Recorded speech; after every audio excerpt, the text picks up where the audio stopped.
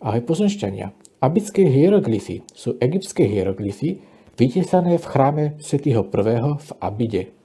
Prekrytím dvoch nápisov z rôznych období vznikli obrazce, ktoré pripomínajú moderné technológie. Aspoň taká je oficiálna verzia. Nájde sa však veľa ľudí, ktorí si myslia, že starovekí Egypťania zachytili to, čo videli. Kam sa radíte vy? Teraz si povieme, aký je význam nápisov podľa oficiálnej a teda menej vzrušujúcej verzie.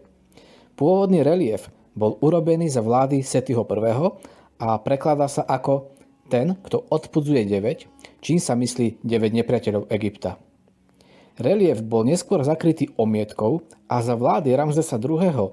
Bol na tom istom mieste vytesaný jeho titul, ten, kto chráni Egypt a zvrháva cudzie krajiny. Úprava bola možná, pretože nápisy boli vyfarbené, takže pozadie nebolo viditeľné. Z priestorových dôvodov museli byť nové hieroglyfy urobené veľmi malé. Postupom času sa omietka rozpadla, takže oba nápisy zostali čiastočne viditeľné a vzájomne sa prekrývali. Rovnako ako u všetkých dát v starovekom Egypte sú skutočné dáta Setiho vlády nejasné a historici nedošli k zhode, pričom najčastejšie používané roky jeho vlády sú 1294 pred našim letopočtom až 1279 pred našim letopočtom a 1290 až 1279 pred našim letopočtom. Teraz sa pozrieme na paleoastronautickú hypotézu.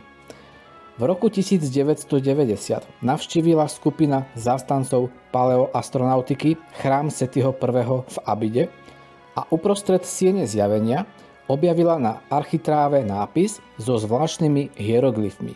Hieroglyfy na prvý pohľad pripomínajú moderné vozidlá.